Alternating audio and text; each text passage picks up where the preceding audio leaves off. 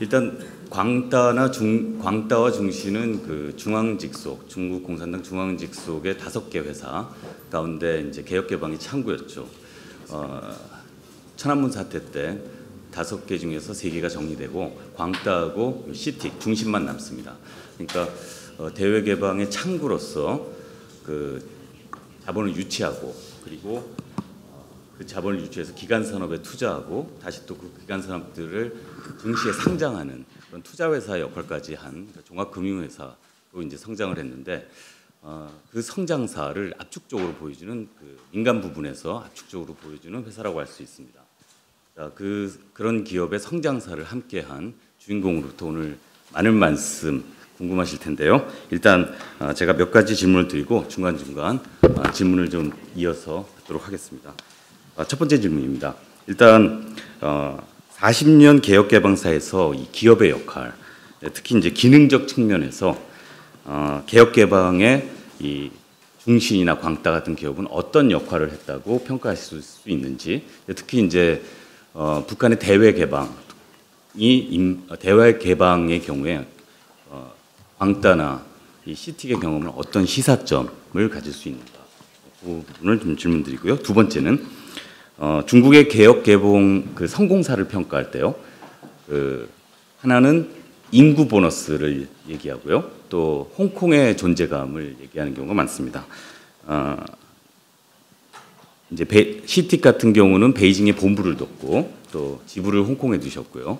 또 광따 같은 경우는 아예 본부를 홍콩에 뒀을 정도로 홍콩의 비중이 컸는데 개혁개방 40년 역사에서 홍콩은 어떤 존재인가? 이렇게 제가 먼저 질문드리겠습니다.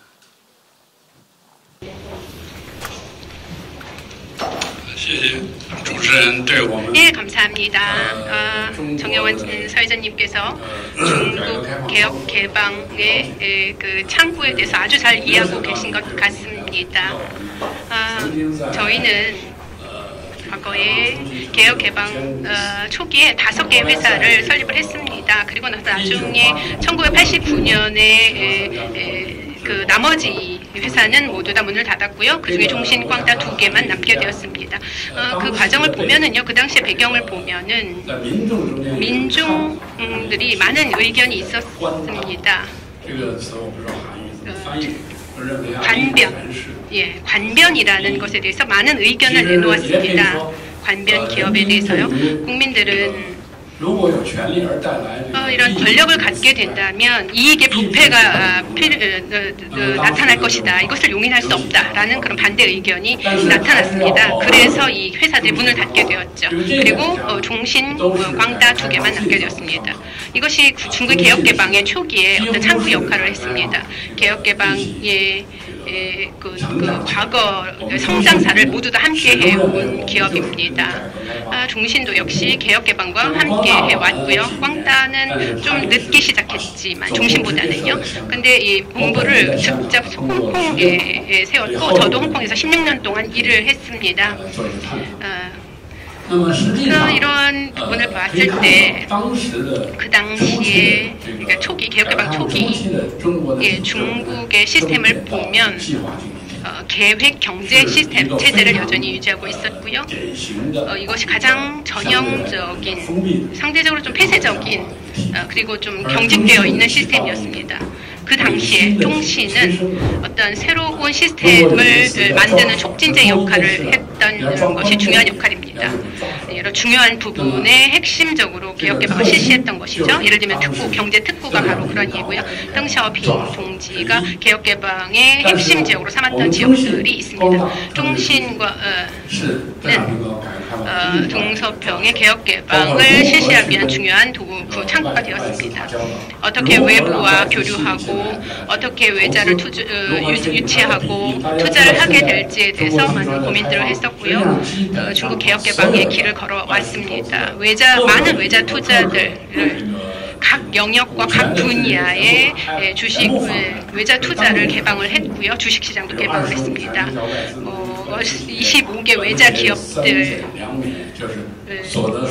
소득세를 2년 동안 감면해 주었고요. 등등 여러 가지 우대 조건을 통해서 외자를 유치했습니다. 그리고 외국 기업을 유치를 했고요. 그리고 중시는 이 과정에서 중요한 역할을 했습니다. 그 당시에 롱이란 이사장 세 개의 유치, 그러니까 첫 번째가 외자 유치, 두 번째 기술 유치, 세 번째가 관리, 경영 유치라고 하는 세 가지 핵심 내용을 정하고 많은 노력을 기울였습니다. 중시는 이런 분야에서 많은 특수한 기능을 했고요. 왕치산 부총리가 중신을 관리를 한 적이 있었는데요. 해외에서 중신은 사실 외국에서 보는 민영 기업 같은데요. 화웨이 같은 경우에는 민영 기업이죠. 근데 많은 사람들이 민영 기업인데 많은 사람들이 국영 기업인 줄 알고 있습니다. 이것은 왜 그러냐면 어떤 행위 방식이 다르기 때문에 그 행위 방식이 국영 기업화되어 있기 때문에 그렇다는 것이죠. 그래서 이게 어떤 시범적인 역할을 많이 했고요. 국가 전략을 실현하는 데 있어서도 중요한 역할을 했습니다. 뭐 기술 유치라든가 이런 부분에서도 중요한 역할을 했고요. 또는 해외 진출 전략의 어떤 그 일선에서 일을 했고요. 중시는 모두 다 이러한 해외 진출을 위한 여러 가지 혁신을 진행을 했습니다. 저는 네 번째 4대 이사장 그리고 첫 번째 이사장이고 첫 번째 이사장은 롱이란 이사장이었습니다. 개혁개방에 있어서 아주 중요한 역할을 했던 부분이시죠. 국가 부주석도 겪었던 그런 분이고 그래서 저는요 홍콩에서 좀 전에 오랫동안 일을 했는데 홍콩은 상당히 활력이 있는 경제 지역입니다. 현재 홍콩은요 현재 너무나 이 생태 환경이 정치화된다라는 그런 우려를 낳고 있기는 합니다. 경제에서 출발해야 하는데 정치적으로인 요소를 갖게 되는 경우도 있고요.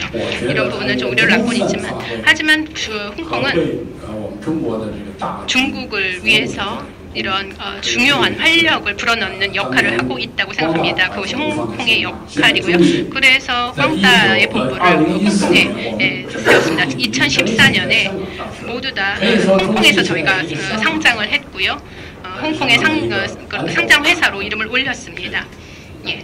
그리고 혹시 그 추가 질문으로 북한 지금 방금 이사장님 말씀은 대외 개혁 개방에서 이제 홍콩 기술과 자본 그리고 노하우를 공급해 줄 수 있는 이제 그런 존재가 반드시 필요했고 그 활력이 이제 활력을 흡수하면서 이제 광따나 중신이 성장했다는 말씀인데 이 북한의 대외 개방에서 이런 기업의 역할 그리고 또 그 어떤 특수한 방금 말씀대로 민간이 아니면서도 국가 전략을 추진하면서 개혁 개방을 밀어붙일 수 있는 그런 기업의 존재.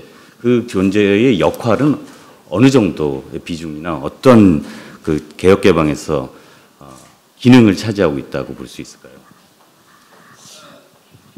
你是说的朝鲜啊？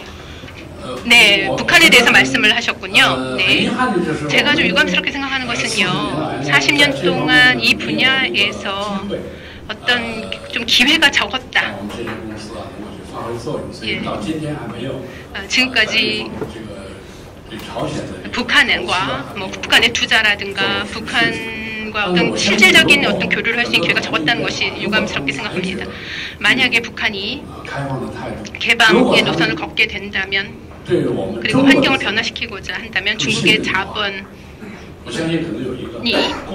을 유치해서 그것을 신뢰한다면 중국의 자본을 신뢰한다면 북한의 발전에 큰 기여를 할 것이라고 생각합니다. 중국의 개혁개방 이후 중요한 어떤 사고방식은 저희가 1대1로라고 하는 이니셔티브를 통해서 현재 개혁개방을 또 진행하고 있는데요. 이런 1대1로와 계획과 함께 번영해 나갈 수 있다고 생각을 합니다. 1대1로를 통해서 더 많은 시장을 확보할 수 있을 것 같고요. 중국에 있어서도 경제발전을 위한 좋은 기회가 된다고 생각을 합니다. 특히 인구 보너스에 대해서 말씀해 주셨는데요. 인구 보너스는 일반적으로 그것은 그래서 생산성 생산 요인이라고 생각합니다. 요소라고 생각합니다. 근데 수요 요인이 더 중요하겠죠. 현재 중국 시장을 보면 전 세계 자본 그리고 글로벌 자본이 모두 다 중국의 시장을 점하고자 합니다. 그래서 이러한 수요라는 부분을 또 관심을 자, 그러면 청중들로부터 좀 질문을 좀 받도록 하겠습니다.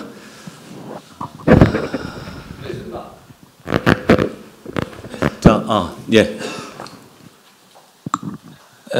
공단 선생의 말씀 잘 들었습니다.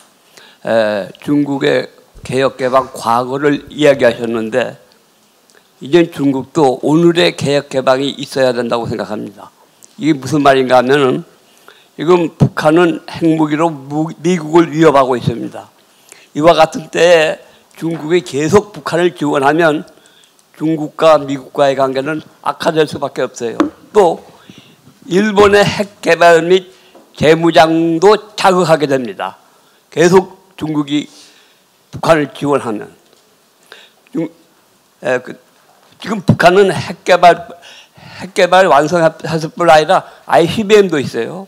지금 미국 굉장히 위협을 느끼고 있습니다. 이제 과거 소련이 동독을 포기함으로 독일 통일을 이루었듯이 이젠 중국이 북한을 포기함으로 한국 통일에 앞장서는 것이 오늘의 중국의 개혁 개방입니다. 그렇게 되면 중국의 동북 삼성도 크게 개발될 것이고 동북아 평화는 물론 중국의 일대일로가 활로를 받게 되고 크게 전개될 것입니다. 중국의 더 큰 경제 성장과 명실상부한 대국이 될 것입니다. 다시 말씀드립니다. 선생님 지금 시간 제약이 있기 때문에 이제는 좀 질문을 좀 해주셔야 됩니다. 10초 내에 끝내겠어요. 10초 내에 끝내겠어요. 안 됩니다. 10분은 안 되시고요. 중국은 북한을 포기하고 한국 독일에 앞장서면 중국의 대만 통일도 앞당겨질 것입니다. 이것을 시진핑의 전화 생각이 없으십니까? 이게 질문입니다. 네네.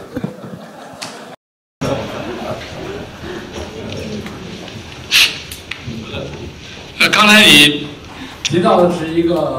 방금 전에 이제 국제 정치와 전략에 대해서 말씀을 하셨는데요.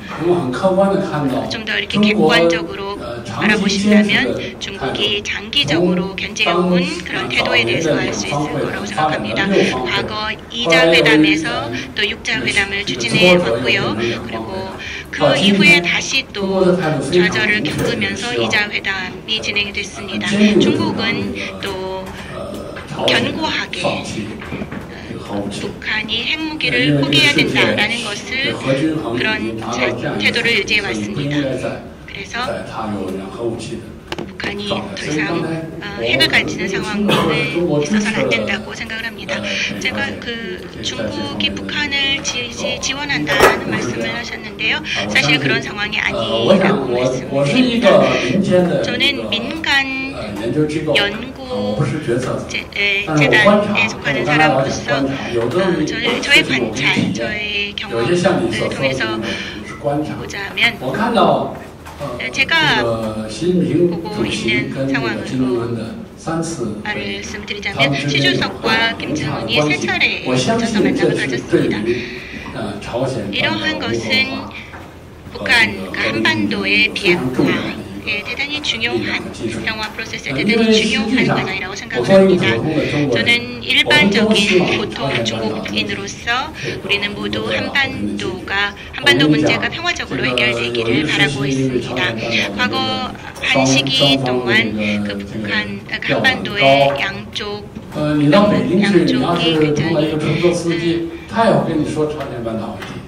굉장히 긴장한 관계가 있었던 적이 있습니다. 예를 들어서 여러분이 베이징에 가셔서 택시를 타도 심지어는 운전기사도 그런 얘기를 합니다. 모두 다 국민들은 한반도 문제의 평화적인 해결을 원하고 있습니다.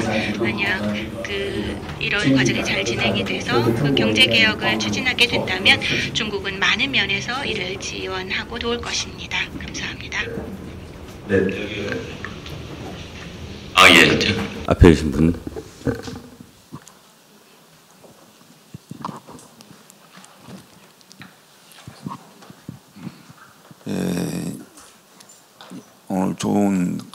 듣습니다. 중앙대 강철승 교수인데요.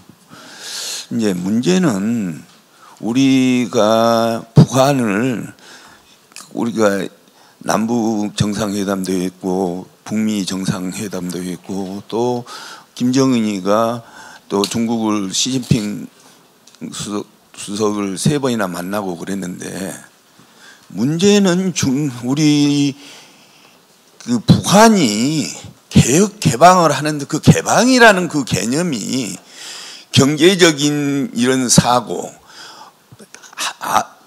아무래도 중국이 그 계획경제 시스템에서 중국이 개방을 하고 나서 먹고 입는 것이 해결이 됐거든요. 중국도. 그렇다고 그러면은 공산권의 다른 나라들도 마찬가지지만 개혁 개방을 하려면은 정보가 개혁 개방이 돼야 하고 경제 시스템이 그것이 다른 선진국들이 하고 있는 것들을 배워야 하는데 북한은 아주 공산권 중에서 제일 폐쇄적이거든요. 그러니까 경제 시스템이나 뭐나 이런 것들을 중국에 관련되어 있는 공산권들이 이 자본주의 경제 시스템을 배워가가지고 먹는 것이 해결이 됐거든요. 그렇다고 그러면 중국이 핵 문제만 가지고 북한에서 자원들만 갖다가 빼먹으려고 생각하지 말고 중국이 사실 북한을 개혁 개방하기 중국식으로 개혁 개방을 해서 자유경제 시스템이 들어가서 스스로 자립을 할 수 있는 그런 길을 중국이 어드바이스 해야 하지 않느냐. 우리 남한에서도 그렇지만은 우리나라에서도 경제에 관련되어 있는 모든 것들을 중국이 초창기에 92년대 개혁 개방할 때 어느 나라보다도 한국을 벤치마킹했거든요. 자유경제. 그렇다면 그러면은 중국도 한국한테 다른 나라보다도 한국의 경제 시스템을 배워가가지고 중국이 크게 발전하는데 기여를 했는데 그렇다고 그러면 중국이 북한을 개혁 개방에 관련되어 있는 것을 잘 어드바이스 해야 하는데 그거는 어떻게 생각하시는지요?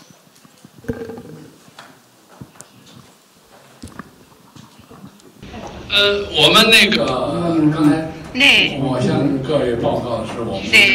중국의 개혁 발전에 그런 여러 가지 경험들을 가지고 있습니다. 시진핑 주석께서는 여러 차례 말씀을 하셨습니다. 저희가 다른 여러 국가들의 발전 경험 속에서 유리한 것들, 좋은 것들을 잘 배워야 한다. 한국을 포함해서요. 이러한 발전 경험을 배워야 한다라고 이야기를 했습니다.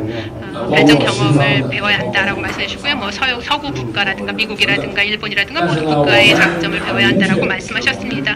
저희는 저희가 가고자 하는 길은 노선은 중국 특색의 노선입니다. 간단하게 뭐 어떤 남들을 따라하거나 배우는 것이 카피한 것이 아니라 우리의 특색을 가진 그런 노선을 겪고자 하는 것입니다. 그 신발이 내 발에 맞는지 안 맞는지는 나밖에 모른다. 나만이 알 수 있다라는 말이 있는데요. 중국에서 물론 많은 여러 가지 의견들, 견해들이 있습니다. 그리고 뭐 악의적인 또 견해들도 있고요. 그렇지만 저희 중국은 계속해서 우리의 노선을 중국 특색의 길을 걷는 것을 견지해 나가고 있습니다. 저희는 다른 국가들의 발전 경험을 그대로 베끼는 것이 아니라 우리한테 맞는 것을 모색해 나갈 것입니다. 뭐 마찬가지로 우리 것을 그대로 수출하거나 가르쳐 주는 것이 아니라 그들에게 참고하게 할 수는 있지만 배우는 것은 본인의 몫이죠. 문화 대혁명을 보아도 그렇습니다. 다른 국가가 봤을 때 정말 불가사의한 일이죠. 어떻게 이런 일이 있을 수 있을까? 하지만 이런 문화 대혁명이 있었기 때문에 중국 개혁 개방을 촉진할 수 있었습니다. 중국만의 경험이죠.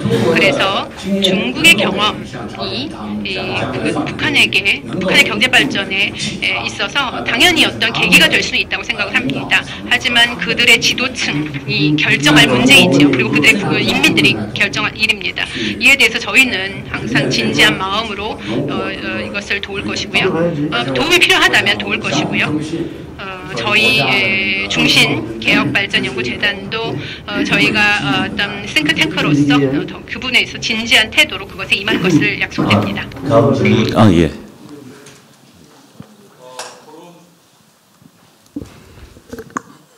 토론 잘 들었습니다. 저 브레이크 뉴스의 김충렬 기자인데요. 중국 이제 연장선상에서 좀 구체적인 질문 좀 드리겠는데요. 중국이 개혁 개방을 통해서 오늘의 그 발전을 이루었듯이 총론적으로 중국이 북한을 개혁 개방으로 이끄는 이런 보다는 푸틴이 한러 정상회담을 통해서 시베리아 천연가스라든가 여러 가지 측면에서 철도 연결에 굉장히 적극성을 보이고 있습니다.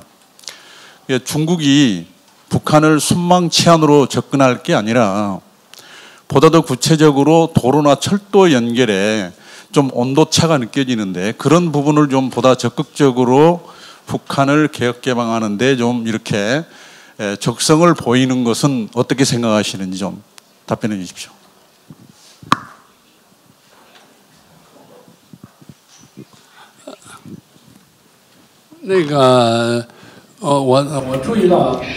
저도 몇 분이 말씀을 하신 질문에서 이 북한과 관련된 예를 들어서 핵무기 문제라든지 또는 또 역시 이제 북한에 대해서 두 번째 분도 개혁 개방의 문제에 대해서 말씀을 하셨는데요. 또 방금 전에 말씀을 하신 분께서 느껴주신 것처럼 신중한 태도, 중국의 이제 신중한 태도입니다. 이렇게 이런 부분에 있어서 중국 지도자들은 어떤 직접적인 표명이 없었습니다. 그런데 사실 미국은 중국이 자신들에게 도전이 되고 있다라고 생각을 하고 있습니다. 그리고 많은 의심을 가지고 있고요. 중국은 역사적으로 최근 며칠 동안 제가 한국 분들과 이렇게 교류를 하면서도 말씀을 했는데요. 중국은 과거 19세기에 GDP가 세계에서 차지하는 비중이 대단히 컸습니다. 그런 상황 속에서도 중국은 역사적으로 세계 강대국이 되겠다라는 생각이 없었습니다. 이제 중국 전략 전문가 등 이런 사람들은 모두 이 부분에 대해서 굉장히 냉정한 생각을 가지고 있습니다. 중국이 중심이 돼야 된다든지 중국이 지도하는 세계 질서 이런 것에 대한 생각을 가지고 있지 않습니다. 중국이 가지고 있는 생각은 이런 부분에 대한 것입니다. 우리는 천하안을 가지고 있습니다. 천하는 천하 사람들의 것이다. 어느 한 사람의 천하가 아니다라는 것입니다. 그래서 이 천하라는 관념 속에서 모두는 평등한 것입니다. 평등, 호혜의 관념입니다. 이것은 예를 들어서 제로섬 게임이나 이런 것을 반대하는 것입니다. 그렇기 때문에 우리가 누구를 도울 수 있다라고 한다면 중국은 반드시 대단히 진정으로 손을 내밀 것입니다. 그러나 우리는 누구의 지도자가 되겠다, 뭐를 이끌겠다, 이런 생각을 가지고 있지 않습니다. 이것은 진솔한 그런 외교적인 수사가 아니라 진솔한 저의 생각입니다. 감사합니다. 자, 또 질문하실 분 안 계십니까? 그럼 제가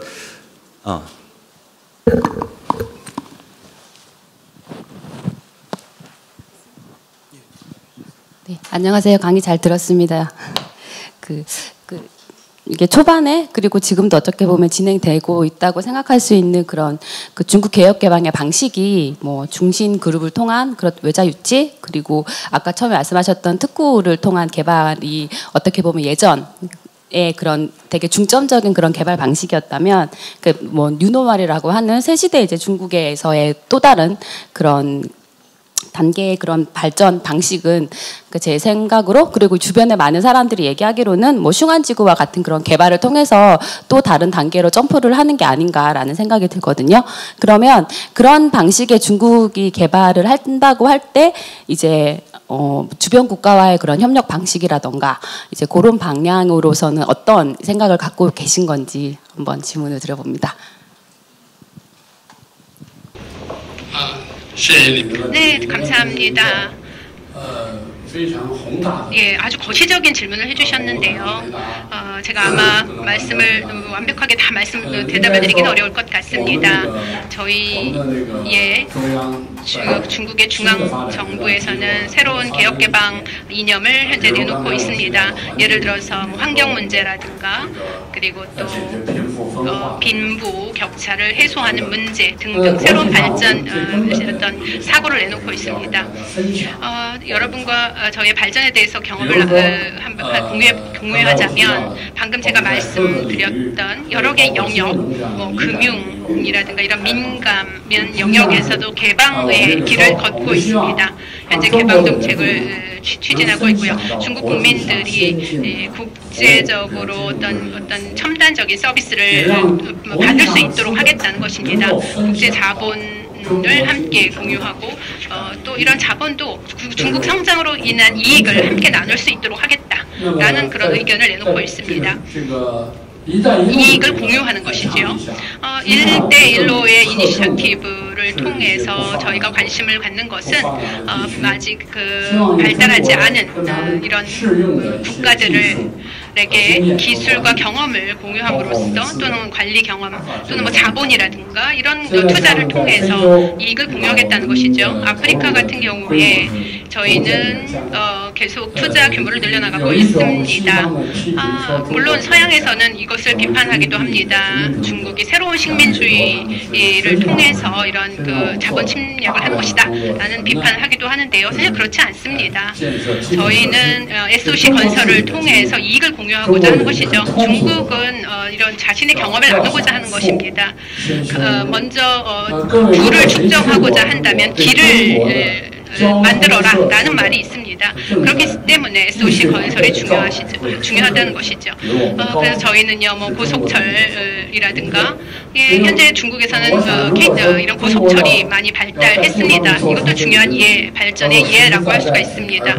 이것은 아주 실질적인, 그러니까 말뿐인 구호가 아니라 실질적인 노력을 통해서 이익을 나누겠다는 것입니다. 또 교통시설, SOC 전략, 교통, 통신 등등의 발전을 통해서 경제 이익을 나누겠다는 것입니다. 이렇게 된다면 그들도 경제 성장의 이익을 누릴 수 있게 될 것입니다. 그래서 중국의 경제 성장과 이런 발전하지 않은 국가가 서로 윈윈할 수가 있는 것이죠. 한국과 중국의 자본이 이러한 더 고품질의 커뮤니케이션 또는 교류를 통해서 이것을 함께 실현할 수 있다고 생각합니다. 지금 이제 시간이 한 10분 정도 남은 것 같은데 한 2분 정도 질문을 더 받을 수 있을 시간입니다. 어떤 분이 더 질문해 주시겠습니까? 자, 그러면 제가 그 질문하시겠습니까? 네.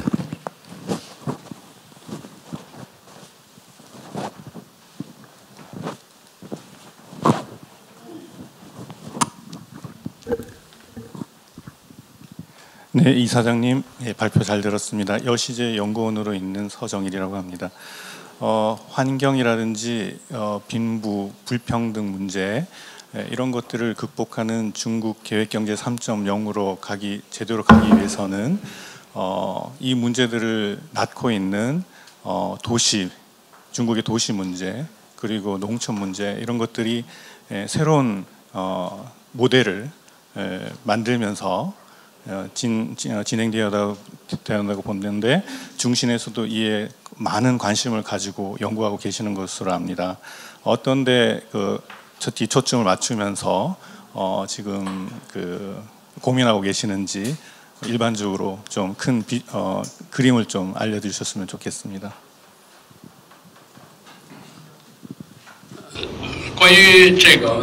이 문제에 대해서 사실 저는 제가 방금 전에 제 40년의 개혁개방 발전의 과정을 소개해드렸는데요. 큰 성과를 거뒀을 뿐만 아니라 많은 문제점들을 보정했습니다. 이렇게 많은 산업화 과정에서 수억의 농민들이 도시로 와서 농민공이 되었습니다. 이것이 만들어낸 현상이 많은 노인과 어린이, 부녀자들이 고향에 남아서 있는 이런 상황이 발생을 했는데요. 큰 문제점을 낳고 있습니다. 이 농촌도 도시처럼 발전시켜야 한다는 과제를 가지고 있습니다. 중국에서 만든 많은 전략, 5, 6개 대단히 중요한 전략들이 모두 농촌과 관련이 있는 것입니다. 농촌 지능 전략이라고 말씀드릴 수 있는데요. 왜냐하면 이 농촌이 아직 지능 단계에 도달하지 못했기 때문입니다. 그 도시와의 일체화 과정이 아직 많은 문제점들이 해결되지 못했습니다. 각 지역의 각기 다른 상황에 맞춰서 도농 일체화를 추진하고 있습니다. 이번에 저희 함께 온 대표단의 그 중신 연구원의 그 주임이신 분이 계신데요. 이 부분에 대해서 연구를 진행하고 계십니다. 저희 중신에서는 저희 이제 부동산을 다른 기업으로 넘겼습니다. 우리는 전체적으로 그 도시 운영, 개발, 그 운영에 대한 다른 부분을 세웠습니다. 중등 정도, 중국 정도 도시의 발전, 예를 들어서 이제 저지역 이런 도시 같은 경우에 산업을 통해서 이를 발전시켜 나가는 그런 방식을 전략을 갖고 있습니다. 산업을 기초로 발전시키는 것입니다. 이것은 하나의 과정이자 역시 탐색의 과정이라고 생각합니다. 시간이 이제 다 됐는데요. 질문하실 분이 좀 계시나요? 앞에 양양자 의원님 좀 해주시죠.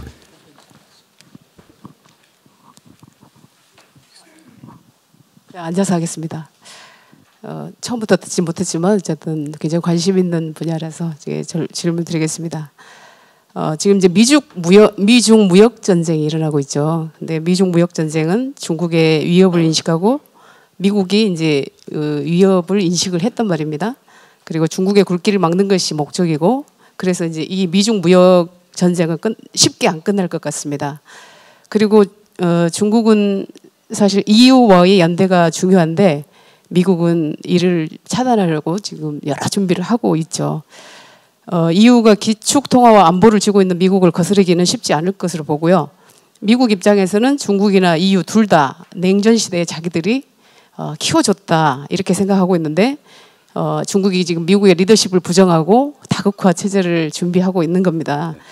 근데 미국은 아직 세계에서 싱글 톱으로 본인들은 생각을 하고 있는데 중국이 이렇게 올라오고 있다는 사실을 부정하면서 EU를 압박하고 있는 상황인데, 우리 중국에서 그러면 미국과 그런 EU 사이에서 앞으로 어떤 스탠스와 어떤 정책을 펴나갈 것인지가 굉장히 궁금해졌습니다.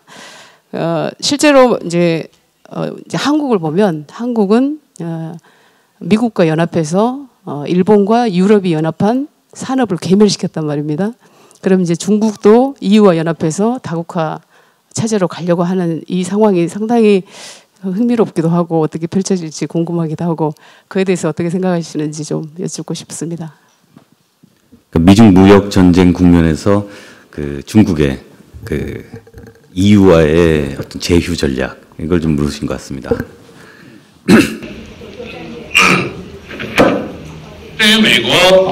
예, 현재 미국은 중국을 위협 요인으로 느끼고 있지요.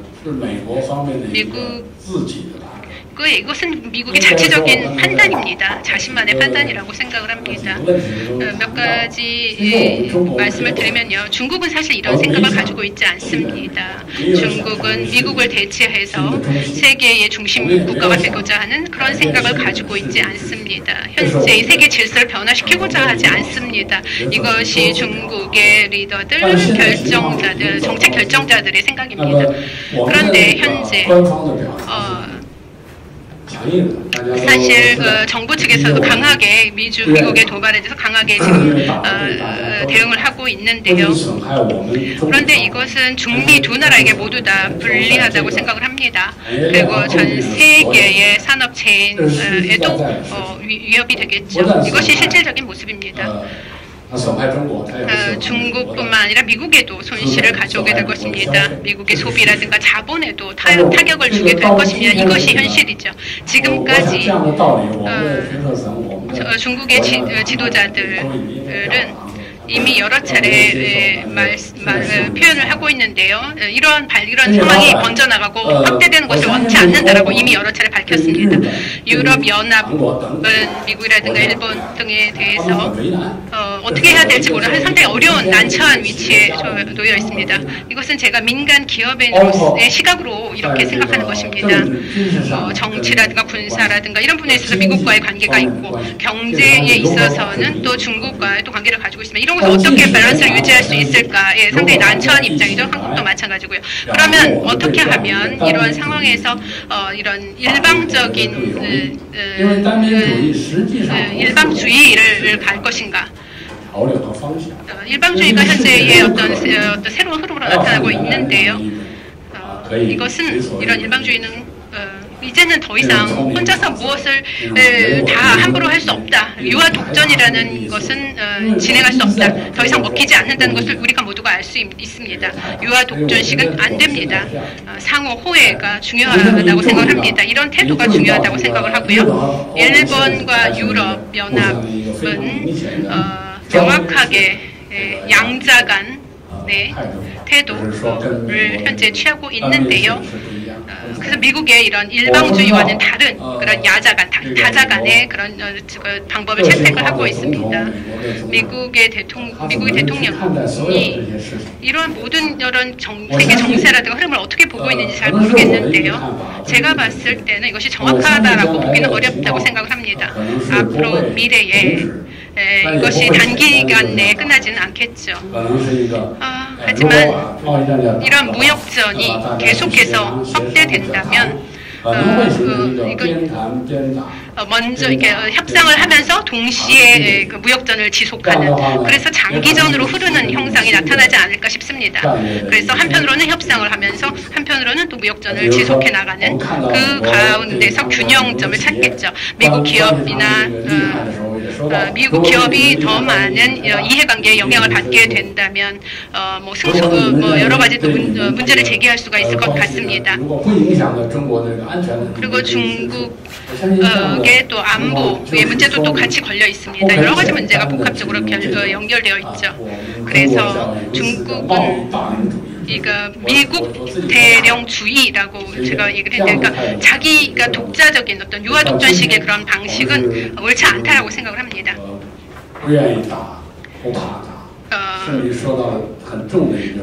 이런 무역전을 원하지는 않지만 무역전이 발발한다고 해도 중국은 두려워하지 않는다라는 것이 중국의 입장이고요. 중국의 특징을 말씀을 드리자면 시 주석께서도 말씀을 하셨는데요. 중국의 특징은 어떤 힘을 집중해서 어떤 큰 일을 해낼 수 있는 능력이 있다. 그래서 저희는 이렇게 하나로 집중해서 모아서 어떤 큰 일을 이루어내는 힘을 가지고 있다는 점을 믿습니다.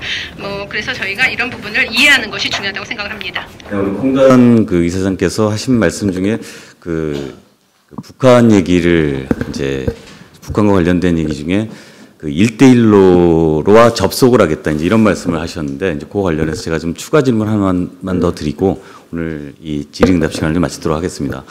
북한 같은 경우는 지금 신압록강대교가 지금 중국 부분은 다 지금 완성이 됐고요. 이미 다리가 북한 쪽까지 다 완성이 됐는데 아직 준공을 안 하고 있는 상태입니다. 그러니까 북한 쪽에서 열어주지 않기 때문에 이제 신압록강대교가 개통이 안 되고 있는데요. 자, 이렇다면 이제 북한이 개혁개방될 때 물꼬를 틀 때 중국은 1대1로 프로젝트와 접속을 시키겠다. 이런 건데, 북한은 기본적으로 중국에 의존을 하면서도 또 경계를 굉장히 높게 하고 있습니다. 경각심이 높은데, 그리고 또 북한 같은 경우는 스리랑카나 파키스탄과 달리 기술이라든가 자본이라든가 시장이라든가 경쟁자들이 있습니다. 그러니까 일본이라든가 한국이라든가 멀리는 미국, 러시아 이런 특수한 지역에 있기 때문에 로케이션이 좋다고 하죠. 그래서 1대1로의 다른 연성 국가들과는 좀 다른 조건인데, 중국만이 갖고 있는 경쟁 우위 전략이 있다면, 1대1로와 연결시키는 경쟁 우위 전략이 있다면, 특히 이제 한국이나 일본, 러시아에 비한 경쟁 우위 전략이 있다면 어떤 게 가능할 것인지 홍단 이사장께서 갖고 계시는 27년의 어떤 기업 경험 이런 것들을 좀 녹여서 말씀해 주셨으면 좋겠습니다. 你所说的那个鸭绿江大桥。 압록강대교 소개해 주셨는데요. 그 부분은 제가 잘 몰랐던 부분입니다. 근데 제가 들은 것으로는 단동 지역, 중국의 단동 연변 지역에서 지금 현재 부동산 가격이 올라가고 있다라는 내용을 들었습니다. 사실 그 시장의 각도에서 보자면 그런 그 예상은 비교적 기대 심리를 보여주고 있다라는 점입니다. 구체적으로 이를 추진하는 것은 그렇게 어렵지 않다고 생각합니다. 왜냐하면 중국은 자본이 있고요. 그리고 인재도 있고 기술도 갖추고 있습니다. 그래서 언제든지 이를 추진할 수 있다고 생각하고요. 리스크에서 벗어날 수 있다고 생각을 합니다. 방금 전에 말씀하신 그런 상황, 예를 들어서 북한이 다른 나라와 다르다 그런 부분에 대해서 소개해 주셨는데 저도 그 부분은 좀 잘 모르고 있는 부분입니다.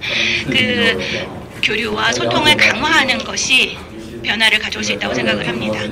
그 중국의 의도, 중국의 능력, 중국의 이런 것들을 노력과 의지를 이해하는 것이 중요하다고 생각을 합니다. 저는 낙관주의자입니다. 제가 그 김정은 위원장과 우리 시 주석의 그 만남을 보면서 이것이 대단히 긍정적인 역할을 할 것이다라고 생각을 했습니다. 그것이 북한의 핵 계획을 지지하는 것이 아닌 것입니다. 이것은 그 시 주석 그 중국의 생각과 중국의 의도를 잘 보여줬다고 생각을 합니다. 1대1로라는 이런 관건이 되는 지역에서 저희도 중국도 마찬가지고 러시아도 큰 역할을 할 수 있다고 생각합니다. 만약에 필요하다면 우리가 중심 그룹이 중국 전략을 이행하는 기관으로서 저희 역할을 할 수 있다고 생각을 합니다. 오늘 긴 시간 함께 해주셔서 감사합니다. 지금까지 홍단 이사장과 함께한 질의응답 시간이었습니다. 감사합니다.